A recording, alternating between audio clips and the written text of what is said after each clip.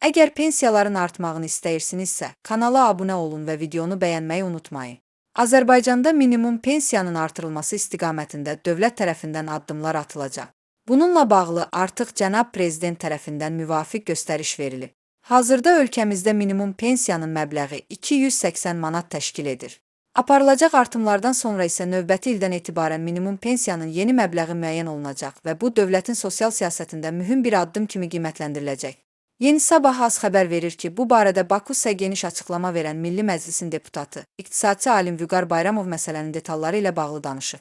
Deputat bildirib ki, əmək pensiyası alan bütün vətəndaşların pensiya məbləğləri gələn ilin yanvar ayından etibarən indeksləşdirilərək artırılacaq. Onun sözlərinə görə, bu mexanizm bir qayda olaraq vətəndaşların sosial təminatının möhkəmləndirilməsinə, onların həyat səviyyəsinin yaxşılaşdırılmasına xidmət edir. Pizza. İndeksasiya faizi ilə bağlı dəqiq rəqəmləri söyləmək yalnız ilin sonuna yaxın mümkün olacaq.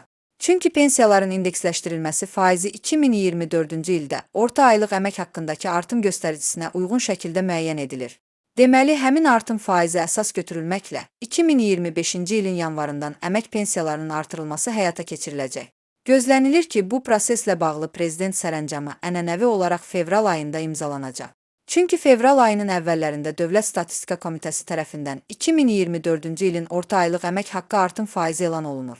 Daha sonra həmin rəsmi rəqəmlərə uyğun olaraq cənab prezidentin sərəncamı verilir. Sərəncamın fevral ayında imzalanmasına baxmayaraq, artımlar yanvardan hesablanaraq tətbiq edilir.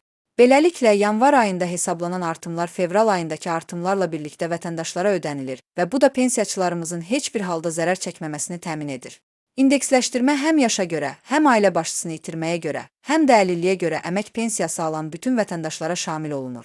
Yəni, sosial ədalət prinsipi gözlənilməklə bütün pensiyaçılar bu artımdan faydalanmış olacaq.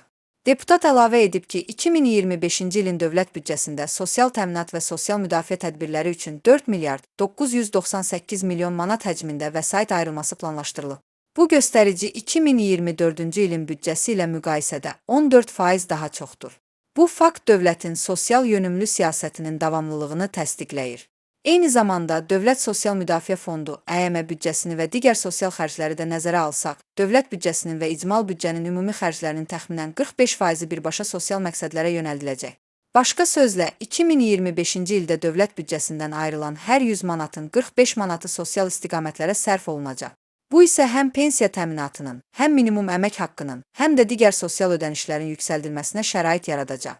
Pensiya və minimum əmək haqqının artım faizləri isə ənənəvi olaraq noyabr və dekabr aylarında aparılacaq müzakirələrdən sonra tam dəqiqləşdiriləcək.